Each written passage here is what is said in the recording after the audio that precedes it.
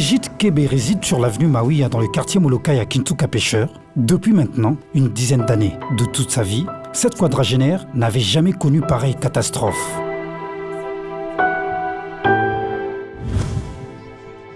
Voiture quasi enterrée, murs écroulés, maisons affaissées, les images sont dignes d'une fiction post-apocalyptique.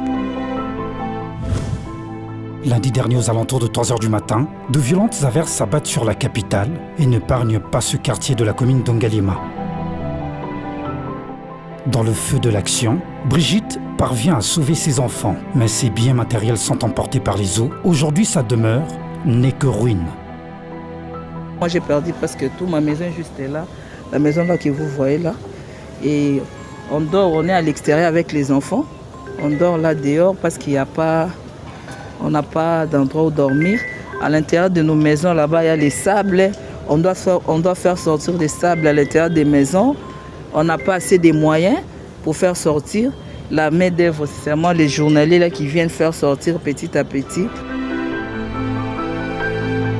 Nadine a également subi le même sort. Le rez-de-chaussée de sa maison a été submergé par les eaux, mais elle a pu s'en tirer tôt avec ses filles. Pour perdre des biloko belé, donc mbula moko donc salisi biso perte makasi. So ikutu batu kokufa ba wai pe kokufa. Mais na bolingo nzamba bateli biso batu mais to perdre des belé. Nyoswe kei bilamba. Donc nyoswe kei. D'autres habitants étaient par contre moins chanceux. Le cas de Thérèse qui a perdu son époux, noyé par les flots. Elle appelle tout de même à l'aide des autorités du pays.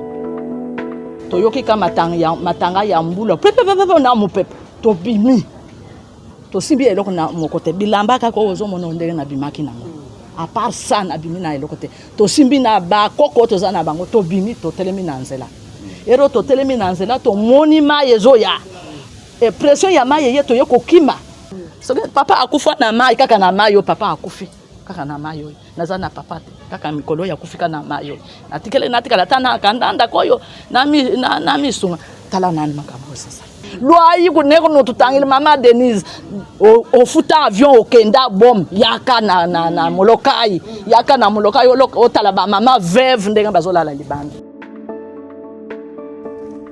Ici, le propriétaire de la maison serait mort d'étouffement 2 jours après les averses.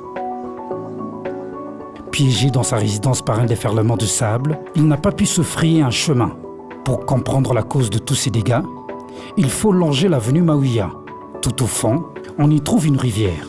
Et en ce moment, elle est en période de crue. Les catastrophes, ce quartier les a déjà connues, mais la dernière en date a été plus destructrice et les experts tirent la sonnette d'alarme. Vu que les 2 rivières, pour quelque raison que ce soit, ont débordé de leur lit, elles ont inondé la zone. Cette zone, elle n'est plus inondable, elle est inondée.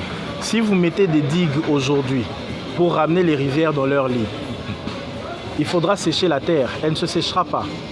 Elle est déjà inondée et certainement, dans le sous-sol aussi, la rivière est déjà passée là en dessous. Pour octroyer des autorisations, normalement, il y a une étude de préfaisabilité et de faisabilité qui doit être menée par les services attitrés, notamment concernant le lotissement, l'étude du terrain pour savoir si le terrain ne présenterait pas de risque au cas où l'on arrivait à construire. Excédés, abattus et abandonnés à leur triste sort, de nombreux ménages sont désormais dans la rue. Une rue où se développe ici une nouvelle activité, la vente des sables.